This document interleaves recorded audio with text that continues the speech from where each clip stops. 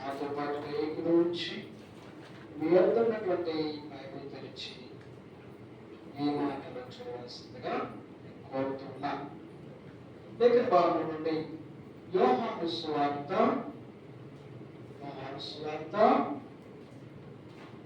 14వ అధ్యాయము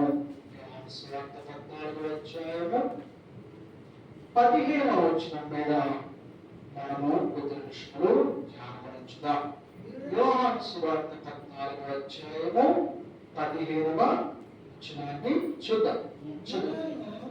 మీరు నన్ను ప్రేమించిన ఎడల నా ఆజ్ఞలను గైకొందురు.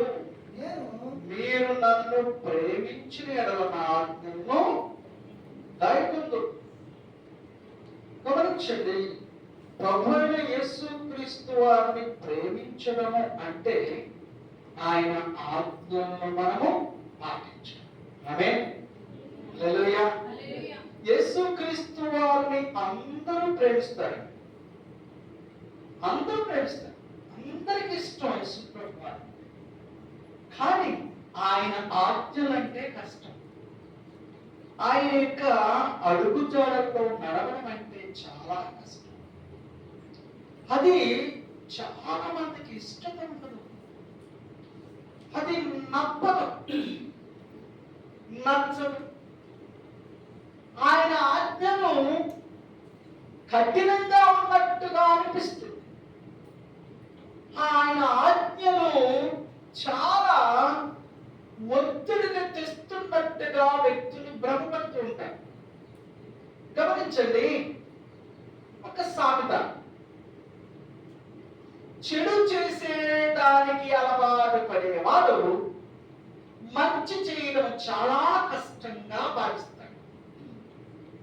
మంచి చేయడానికి అలవాటు పడ్డవాడు చెడు చేయడం చాలా కష్టంగా భావిస్తాడు. అంటే ఇక్కడ దేనిలో ఆ వ్యక్తి స్వేచ్ఛను, స్వతంత్రతను పొందుకున్నాడు? ఐదర్ ఏది తనకు అలవాటైపోయిందో అది తనకి చాలా స్వేచ్ఛగా, హాయిగా ఉంది, చాలా ఈజీ. చెడు చేసేవాడికి చెడు చేయడం ఈజీ, మంచి చేసేవాడికి మంచి చేయడం చాలా సులువు. అలానే మంచి చేసేవాడు చెడు చేయడానికి చాలా కష్టపడతాడు, చెడు చేసేవాడు మంచి చేయడానికి చాలా కష్టం. యేసు ప్రభువు అంటున్నారు, నా ఆజ్ఞలను పాటించేటటువంటి వారందరూ కూడా నన్ను ప్రేమించేవారు. Those who are loving me, ఎవరైతే నన్ను ప్రేమిస్తూ ఉంటున్నారో, they will follow my commands. నా ఆజ్ఞలను వారు వెంబడిస్తారు, పాటిస్తారు. ఎందుకు? ప్రేమిస్తున్నారు కాబట్టి. దేవుని స్తోత్రం. దాని కొరకు ఎంతకైనా తెగిస్తారు, ఏమైనా చేస్తారు. ఏదైనా సరే వాళ్ళకి సులువుగా ఉంటుంది, చాలా ఈజీగా ఉంటుంది, కష్టం అనిపించదు. కారణం ఏమిటి? ప్రేమలో. ప్రేమ గుడ్డిది అంటారు. అంటే ప్రేమ గుడ్డిది కాదు, ప్రేమలో ఉన్నవాడు గుడ్డిగా పోతున్నాడు అని. గుడ్డిగా పోతున్నాడు అంటే అది చెడు అని కాదు. తనకు ఎంత కష్టమైనా సరే ఈజీ, సులువే. ఆ ప్రేమను బట్టి, ఆ అలవాటును బట్టి, దానిలో ఉన్నటువంటి ఆ యొక్క ఆనందాన్ని తను పొందుకుంటున్నాడు కాబట్టి, అనుభవిస్తున్నాడు కాబట్టి. గడిచినటువంటి 4 రోజుల క్రితము నా కారు ఆ యొక్క tyre, front left tyre puncture పడి బాగా దిగిపోయింది. రాత్రి వచ్చి పెట్టాను. తెల్లారికి మరి ఎక్కడ కొట్టేసిందో దేవుడి కృప వల్ల ఇంటికి తెచ్చేసింది. తెల్లారికి పప్పు అయిపోయింది. చూసి చాలా పరిస్థితి దేవా, నీ కృప కొద్ది మమ్మల్ని ఇంటికి తీసుకొచ్చేవాడు ఆయన. అదే ఏ చోట అయిపోయినా ఒక్కరినే నానా మంటాలు పడేవాడి ఆ స్థితిని మార్చడానికి అని ఆశ్చర్యపడ్డాను. కొంత రాత్రికాల సమయం భయపడ్డాను. దేవుడు కుమారుడు ఇంటికి వచ్చేసాను కనుక ఇక మళ్ళా ఒక గంటలో మీటింగ్కి వెళ్ళాలి. ఏం చేయాలి? ఈ మీటింగ్కి వెళ్ళడానికి ఇక హడావిడిగా ఓపెన్ చేశాను. ఆ టైర్ ఓపెన్ చేయడానికి ప్రయత్నం చేశాను. అవి మరి ఆ షోరూమ్ వాళ్ళు బిగించేస్తాడు కదా, బాగా మంచి మిషన్తో బిగిస్తాడు. దాన్ని తీయాలంటే మనం చెప్పగట్టాలి. ఉడుపు తెలిసిన వాళ్ళకి, దాని మీద పట్టుకున్న వాళ్ళకి నైపుణ్యంగా తీసేస్తాం. మనం ఇక కసరత్తు చేయాలన్నమాట, వ్యాయామం చేయాలి. దానికి ఆ రోజు మా వ్యాయామం దాంట్లో వెళ్ళిపోతుంది. సరే తీశారు. తీసి అన్ని కూడా స్టెఫినీ పెట్టి స్టెఫినీతో బైక్ లేపి ఇక దానికి ఆ యొక్క బోర్డు పెట్టి తొక్కుతుంటే జరగదే. నేను ఎక్కి బయటికి చేస్తాను నా బోర్డు కబే. పాత గోడలకి సమ్మెట సమాధానం చెప్పలేదు. ఏ గోడలకి? పాత గోడ. కొత్త గోడలు దెబ్బ పడకుండా పటా పగులుతుంది. అదే పాత ఓల్డ్ కాలంలో కట్టినటువంటి ఆ యొక్క 15 అడుగులు 12 అడుగులు గోడలు ఉంటాయి. ఇప్పుడు బాగా కడితే 9 అడుగులు గోడ, అది కూడా ప్లాస్టిక్ 9 అంగుళాల గోడ. అప్పుడు 15 అంగుళాలు 16 అంగుళాలు 18 అంగుళాల గోడ కూడా వేసేవాడు. ఎంత? ఇప్పుడు బాగా కడితే 9 అంగుళాలే. ఆ 9 అంగుళాల్లో ఇటు రంగులు అటు రంగులు 2 అంగుళాలు ఏమవుతుంది? ప్లాస్టిక్ వాళ్ళు దాన్ని సమయమైనటువంటి దెబ్బ పట్టండి పడ పడుతుంది. మాట కూడా నువ్వు సమయంతో 4 దెబ్బలే. ఆ సమాధానం చెప్పు, సమయంటే సమాధానం చెప్పు కదా. మరి నేను దీనిని ఏం చేయాలి? ఎక్కి అవర్ల సరే వాళ్ళని బండేసుకుని టైర్ ఓపెన్ చేశాడు. వచ్చి స్టెప్ని పెట్టేశారు. దానికి బోల్ట్ కూడా తీసేది పెట్టేశారు. ఓపెనరు అన్ని పెట్టేశారు. ఏమంటే తీసేసి బిగించేశారు. స్టెప్ని పక్కన పెట్టేశాను. అన్ని సెట్ చేశాను. ఖాళీ తీసుకుని పెట్టాలంటే అన్నారు కదా, నాకు అది మాట ఇట్లేదయ్యా. చూశాడు నాకన్నా తక్కువ, ఏంటి పొడవులో తక్కువ, హైట్లో తక్కువ, పర్సనాలిటీతో కానీ తక్కువే. మీకు మాట ఇంట్లేదన్నట్టు చూశాడు. చూసి ఒక్కసారి ఒక కాలుతో ఇట్లా అని ఏది స్టార్ట్ చేస్తారే, బండి కిక్ చేస్తారు. అలా ఒకసారి పట్ట ఊడిపోయింది అంతే. మళ్ళా కిందకి ఊడిపోయింది. పక్క రెండు కాళ్ళు ఎట్లా అవ్వలేదు. ఏంటంటే తనకు ఉడుపు తెలుసు, నైపుణ్యం ఉంది, తన దానిలో పట్టు తెలుసుకున్నాడు, తనకు దానికి అంతరం తెలుసు. గమనించాడు. కనుక తనకు అది ఎలా అయిపోయింది? చాలా సులువైపోయింది, ఈజీ అయిపోయింది. తను దానిలోనే ఉంటున్నాడు కాబట్టి నేనా దాని మీద ఎక్కి బోర్డు తగ్గ సమాధానం కింద పడితే కాళ్ళ పరిస్థితి ఏంటనే భయం కూడా ఉంది. వేస్తున్నాను కానీ తొక్కుతున్నాను కానీ పట్టానేమో అని తొక్కుతున్నాను. ఎక్కడ అయింది అది పోతుందో లేదో దేవుడు ముందు నేను పడితే ఆ కాళ్ళు ఈ యొక్క గోపురాలతో తీసుకుపోతాయి. నాది సగమేమో, సగం కాదు పావేమో ఆ యొక్క బోర్డు మీదనో, మిగతా 3 పావులేమో నా మీద పెట్టుకుంటే ఇది. అవును, కాన్సంట్రేషన్, ఇష్టం, వాంఛ, కోరిక, తపన, యావన, అన్ని జీవనాధారం, అన్ని నా బతికంతా అదే. ఏది బోర్డులో తీసుకుని టైర్ పెట్టుకోవడమే కాబట్టి తనకు పూర్తిగా దాని గురించి తెలిసిపోయింది. అది దానికి లొంగింది అంటే దానిని తను ఎలా చేస్తున్నాడు? కంప్లీట్ పూర్తిగా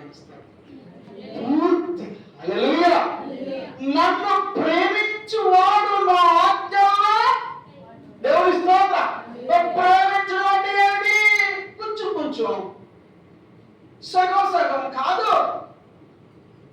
నిన్నటి దగ్గర భారతదేశానికి ఒక పండుగ జరిగింది. ఏ పండుగ? ఏమండి? దేవుని స్తోత్రం చెప్తాను. హల్లెలూయా. పార్కుల్లోనూ రోడ్డు పక్కలను ఇలా తోళ్ళు ఆడవాళ్ళు మగవాళ్ళు కనిపిస్తే తక్కువ వెళ్ళిపోయి ఏ కట్ట ఏం కట్ట చేసాపు చేసాపు కట్ట ఇది కడతావా మెడలో తాడి కడతావా? వీడు తగ్గలు కట్టిన ఈ చేతికి ఏ కడతానండి తాడు, ఈ తాడు కడతావా ఈ తాడు కడతావా ఏ తాడు కడతా అని పట్టుకుంటున్నారు. నేను మీటింగ్ నుంచి నేను సాయంత్రం వస్తుంటే కట్టు రెండు, ఈ చేతిలో ఒకటి బాల్ తాడబడ్డది, ఈ చేతిలో ఆ చేతంతా ఈ తాడు కడతావా ఈ తాడు కడతావా తెలుసుకో అంటున్నారు. ఆ యొక్క ఆడపిల్లని పట్టుకుంటారు. ఈ గీటి చుట్టాలు ఉంటారు ఈ తాడు.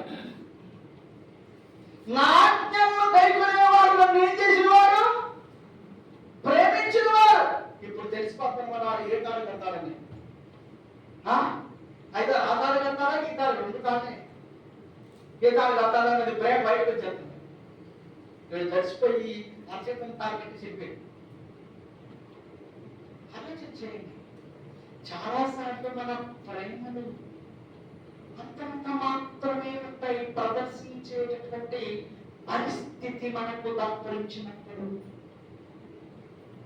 దేవుని యొక్క సన్నిధిలో మన భక్తిని ప్రదర్శించే పరిస్థితులు వచ్చినప్పుడు మనం ఎలాంటి భక్తి జీవితము వ్యక్తపరుస్తున్నామో అనేటటువంటి స్థితిని మనము కనపరచాలి. ఆ దినము వచ్చినప్పుడు కాసి వడగట్టి ఆ యొక్క శ్రేష్టమైనటువంటి ప్రేమను పిండుతా ఉంటే ఆ రోజు తెలుసు దేవుని సన్నిధిలో నీవు నేను మనం ఎలాంటి ప్రేమను కలిగి ఉన్నామో. దేవుని స్తోత్రం. హల్లెలూయా. నన్ను ప్రేమించువాడు నా ఆజ్ఞలో. దేవుని స్తోత్రం. ఆమేన్. లేఖన భాగంలో మనం చదువుతాం, లవోదికీయ సంఘముతో ఆ యొక్క ప్రకటన గ్రంథంలో పరిశుద్ధాత్మ దేవుడు సంఘములతో ఆత్మ చెప్పుచున్న మాట చెవిగల వారు వినుగాక అని ప్రకటిస్తూ ఈ మాటలు రాస్తాడు. ఏంటో తెలుసా? ప్రత్యేకంగా 3వ అధ్యాయము ఆ యొక్క మాటలు మనం చదువుతాము. 15, 16 వచనాలలో చూడండి. నీ క్రియలు నేను ఎరుగుదును, నీవు చల్లగానైనను వెచ్చగానైనను లేవు. నీవు చల్లగానైనను వెచ్చగానైనను ఉండిన యెడల మేలు. గమనించండి, చల్లగానైన అంటే ప్రేమిస్తే మేలు, ప్రేమించకపోతే మేలు. ప్రేమిస్తే మేలు, ప్రేమించకపోతే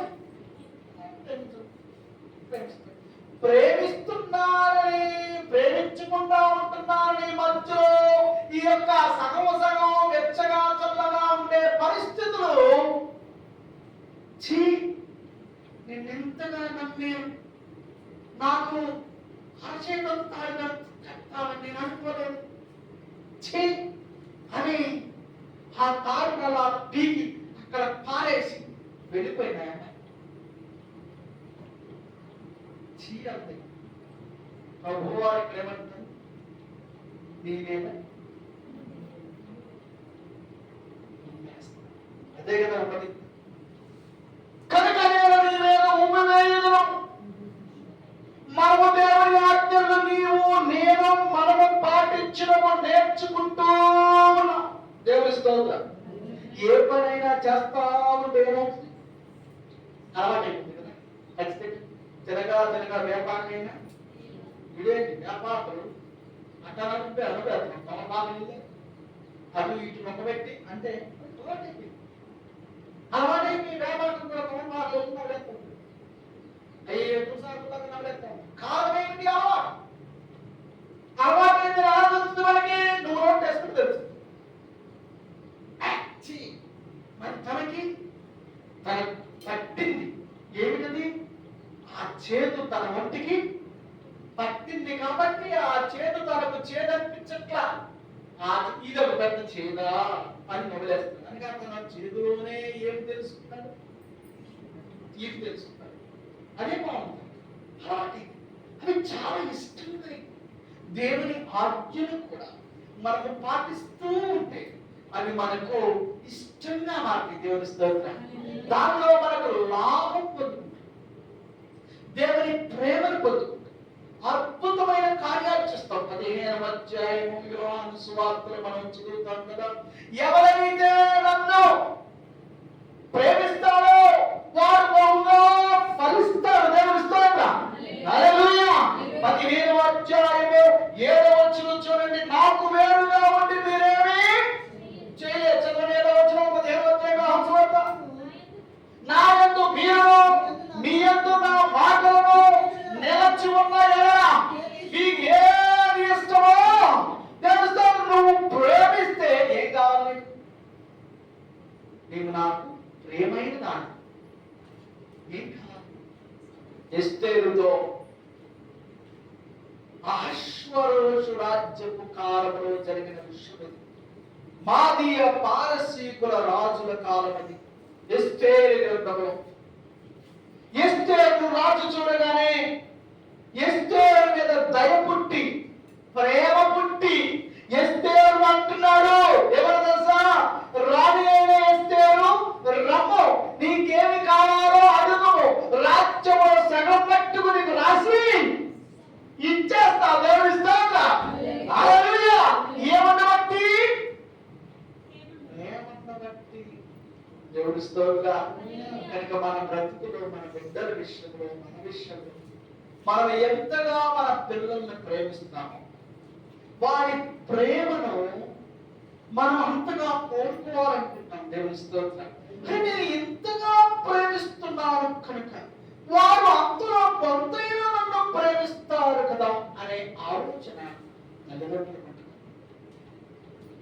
నేను ఎంతగా ప్రేమిస్తున్నా, వేకువజామునే వారికి లేచి క్యారేజీ రెడీ చేస్తాను, మురికి చేసుకొచ్చిన బట్టలు చెబుతున్నాను, కష్టపడి పని చేస్తున్నాను, వారికి ఎంత ప్రేమతో వండి పెడుతున్నాను, అన్నీ చేస్తున్నాను.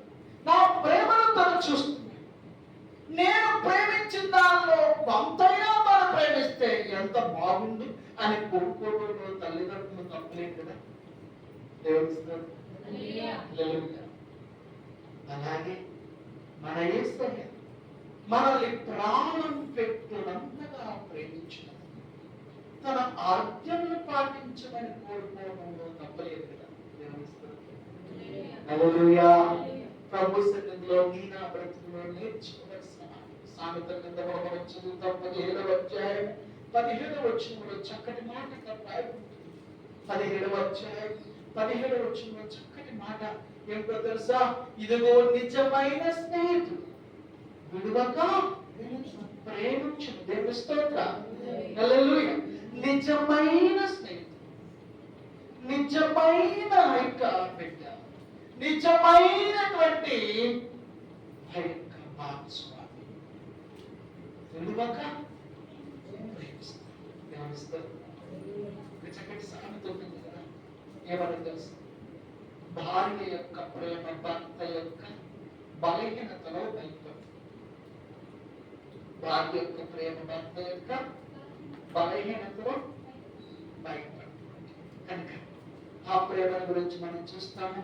యోబు గ్రంథము 2వ అధ్యాయము 9వ వచనం చూడండి.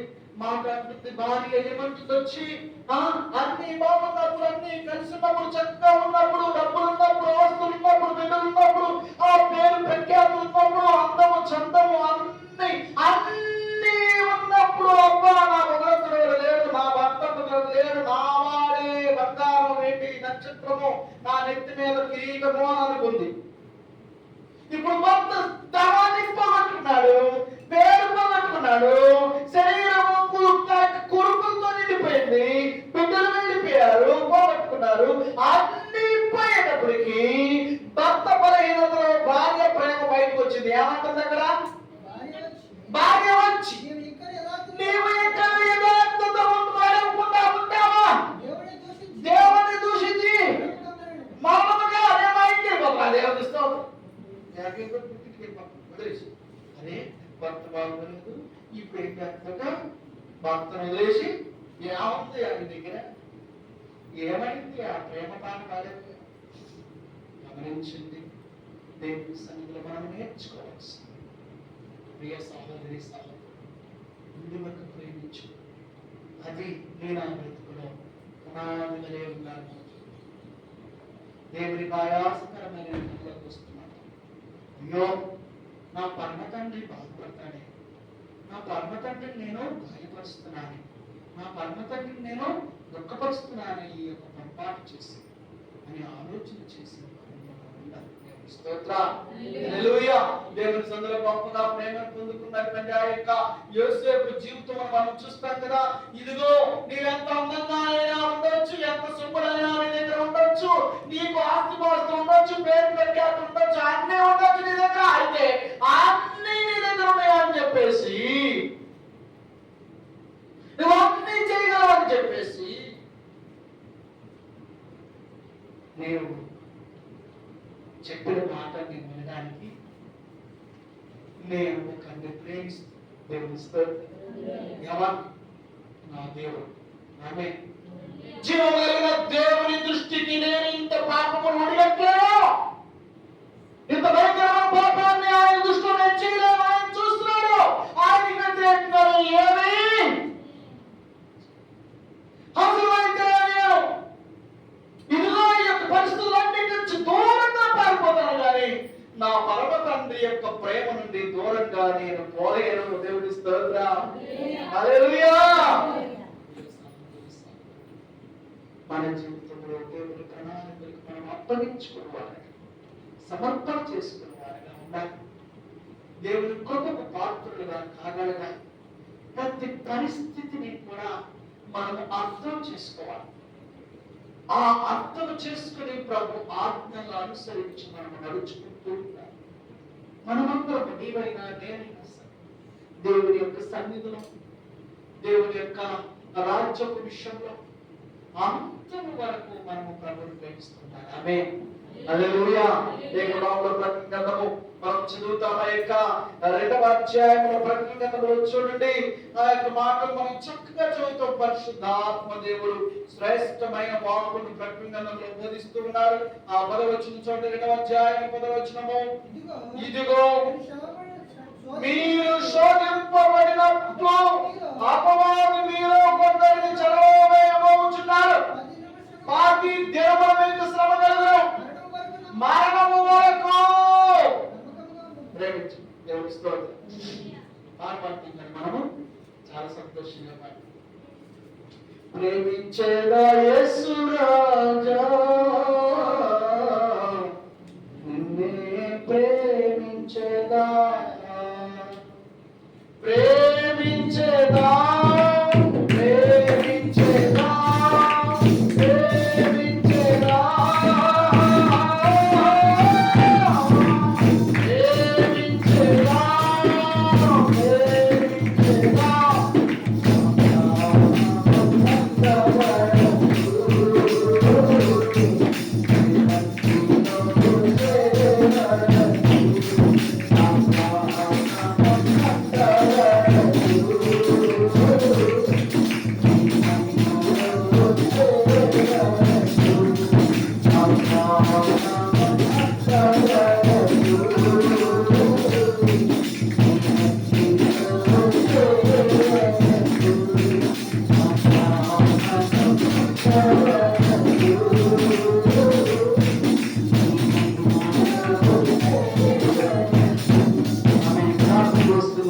దయచేసి మనందరం కోరుతాను. ప్రతి ఒక్కరికి కూడా ఈ మధ్యాహ్నం